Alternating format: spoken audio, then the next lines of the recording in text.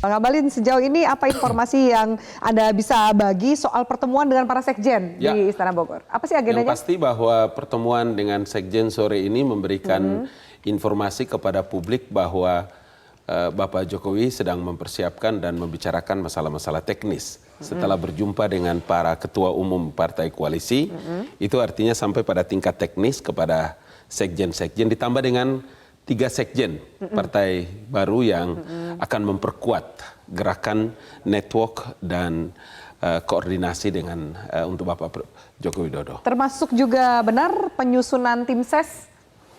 Tim ses mungkin sampai pemilihan yang pasti bahwa sore ini adalah Bapak Jokowi membicarakan informasi. Selain memang ketua-ketua umum telah menyampaikan kepada masing-masing sekjen, tetapi kan ada 3 sekjen yang baru. Tim ses mungkin pekan depan.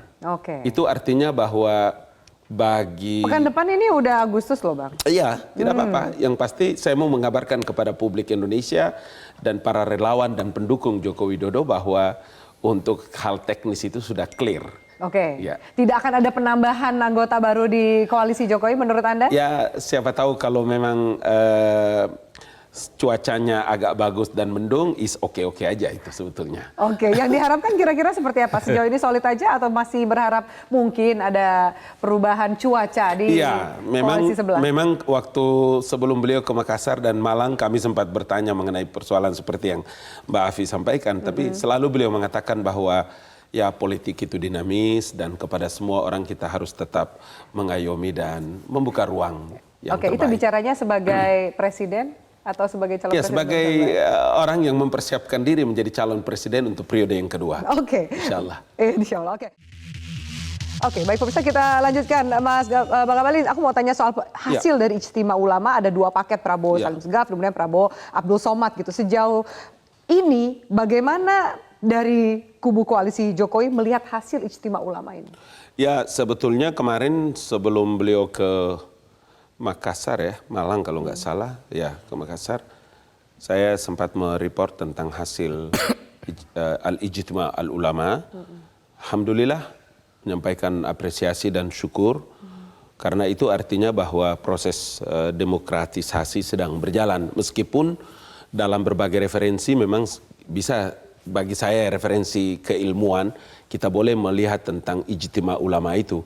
Sebetulnya kalau perkumpulan para ulama, Al-Ijtima Ulama itu menyodorkan beberapa persyaratan-persyaratan, amanah, tablik, siddiq, dan lain-lain.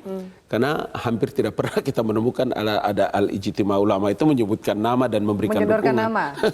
Itu bisa diragukan, bisa dipertanyakan kualitas kumpulnya teman-teman itu. Karena namanya saja ulama. Ulama itu kan al-ulama warathatul anbiya. Ulama itu pewaris nabi. Jadi dia berdiri di atas seluruh kepentingan pemangku umat. Pak Jokowi itu kan seorang muslim yang taat, yang baik, sekarang pemimpin kepala negara, sebuah negara. Artinya kalau mau disodorkan tentang siapa yang memimpin republik itu kan mesti kriteria persyaratan namanya. Makanya itu kan ada hadis Nabi itu kan, kullukum ra'in wa kullukum mas'ulun ar-ra'iyati. Tiap-tiap kamu adalah pemimpin dan setiap pemimpin diminta pertanggungjawabannya. Bagaimana pemimpinnya? Oh, yang amanah, yang siddiq, yang tablik, dan lain-lain. Tapi ini kan muncul nama. Tapi tetap presiden... Apa itu? Apa itu boleh secara politik? Iya, makanya saya selalu bilang, jangan membawa nama ulama dan ulama itu dalam politik praktis. Tapi begitu saya laporkan kepada Bapak Presiden, dia bilang, ya alhamdulillah, selamat. Ya, demokrasi kita telah berjalan bertumbuh dengan baik. Pertimbangan 2 nama, paketan Prabowo Salim Segaf, Prabowo Abdul Somad, seberapa jauh harus dipertimbangkan oleh Prabowo dan koalisinya sendiri? Pertama, lepas dari 2 nama sebagai cawapres yang direkomendasikan oleh Ijtima Ulama, buat saya ini menegaskan bahwa politik nasional Indonesia itu sangat dipengaruhi oleh hawa politik pasca pilkada DKI Jakarta. Menguatnya politik identitas yang kemudian membuat baik Pak Prabowo atau Pak Jokowi itu mempertimbangkan aspek cawapres yang punya Islamic credential.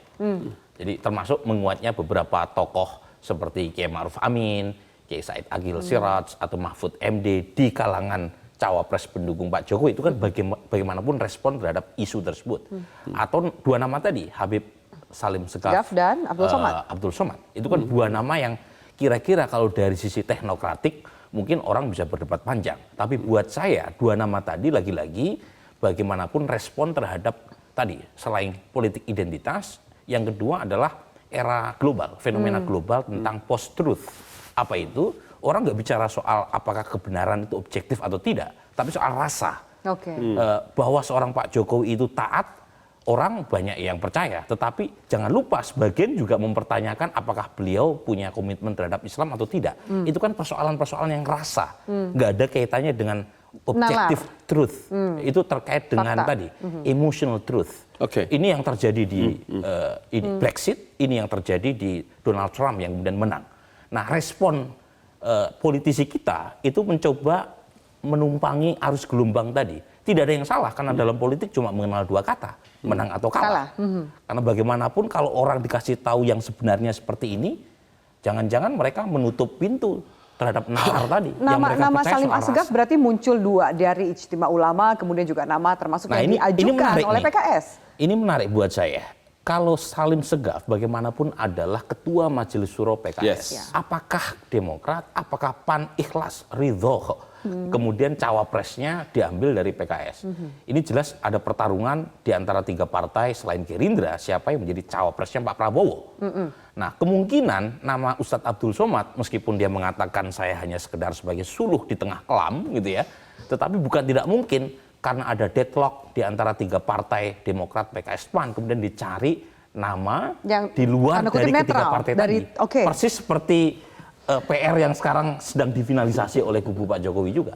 Mencari cawapres di luar dari partai pendukungnya yang bisa diterima oleh semua partai pendukung berarti Pak Jokowi. PR dari kedua koalisi ini sebenarnya sama, kemudian menjadi cawapres dengan agenda dan juga pekerjaan rumah yang sama. Kurang lebih sama. Respon terhadap politik identitasnya sama. Kemudian saat yang sama mencari cawapres yang beyond, tetapi akseptabilitasnya diterima oleh soal ancaman PKS mengatakan tidak akan mau untuk jadi penggembira saja jika tidak dipilih cawapres dari pihak mereka. Itu gertak sambal aja atau memang mereka akan balik badan? Bisa dua-duanya, Avi. Tapi dalam politik selalu ada bahasa yang bisa mempertemukan setiap kepentingan yang berbeda. Salah satunya misalnya pasti dihitung dong soal logistik. Apakah paling sederhana kita punya 800.000 TPS di 2019 nanti, siapa yang akan membayar uang saksi? Nah, kalau kemudian ada bahasa kompensasi atas kegagalan untuk mendudukkan elitnya sebagai cawapres, dan kompensasi itu diberikan dengan cara setimpal, baik sekarang atau nanti kalau menang, itu juga bisa menjadi bahasa yang mempertemukan konsensus antar elit. Oke, baik. Soal ada Yusuf Kala, Wapres dan juga judicial review yang berjalan, sejauh ini apa tanggapan? Benarkah kemudian memang juga sudah sesuai dengan arahan dari Jokowi sendiri? Ya, pada mulanya kan memang ini menjadi usulan daripada Partai Perindo. Kemudian yang terkait langsung dengan Pak Yusuf Kala, dan tidak ada satupun, berkali-kali memang saya memberikan penjelasan bahwa tidak ada satupun langkah dan kerja yang dilakukan oleh Pak Yusuf Kala tanpa diketahui oleh Pak Joko Widodo.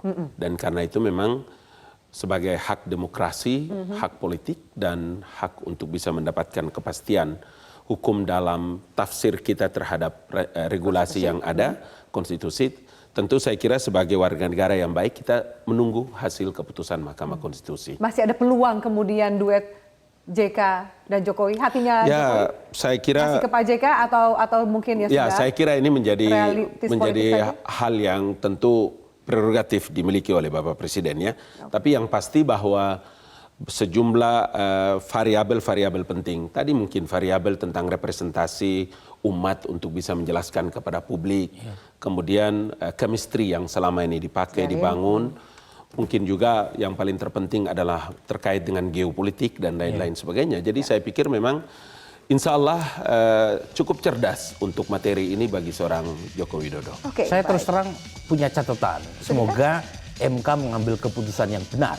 Karena pembatasan kekuasaan, baik capres atau cawapres, itu bagian dari mandat reformasi yang harus dijalankan. Jadi bukan soal kepentingan elektoral semata, bukan adalah mandat jangka reformasi. pendek. Persis. Ini supaya tidak terjadi abuse of power. Saya hormat dengan Pak JK, ini nggak ada kaitannya dengan